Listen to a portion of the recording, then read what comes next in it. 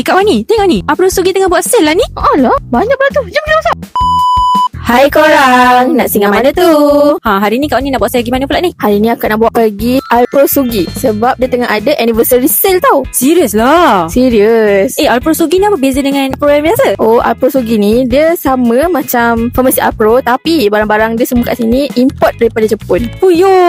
Serius lah. Apa yang best sangat dekat Alpro Sugi ni? Macam-macam ada. And sekarang dia tengah ada anniversary sale and ada diskaun sampai 60% tau. Siap ada hadiah ikut berapa banyak yang kita belanja. Tak faham lah. Cuba explain lagi. Okey, dengar ni. Bila kita berbelanja serendah RM188 je, kita dah boleh join lucky draw diorang. And hadiah dia best tau. Dari smart rice cooker, multipot sampai TV 43 inci. Fuyo.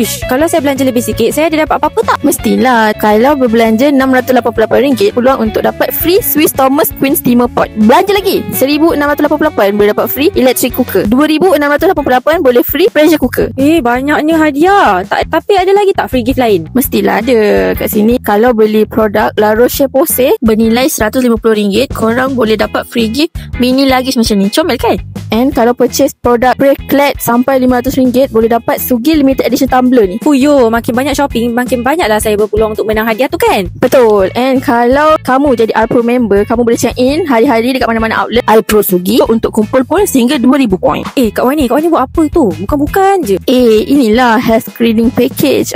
Cuma dengan RM18 kita boleh test ujian gula, tekanan darah, capillary micro, lemak badan dan vitamin D test. Ni aku nak buat vitamin D test lah. Nak tengok vitamin D dalam badan akak ni cukup ke tak cukup. Kat sini memang murah sangat. Dah lah banyak sale, murah pula tu. Ya, sebab tu lah kak cakap anniversary sale kali ni memang gempak lah. Tapi kena cepat tahu sebab hadiah dia semua stok terhad. Siapa cepat dia dapat. Jomlah Kak Wani, cepat-cepat. Saya nak shopping sekarang juga. So, warga Johor, jangan tunggu lama-lama. Cepat serbu Alpro Sugi sekarang sebab lagi banyak korang berbelanja, lagi besar ganjaran yang menanti. So, lepas ni, kita nak singgah mana pula?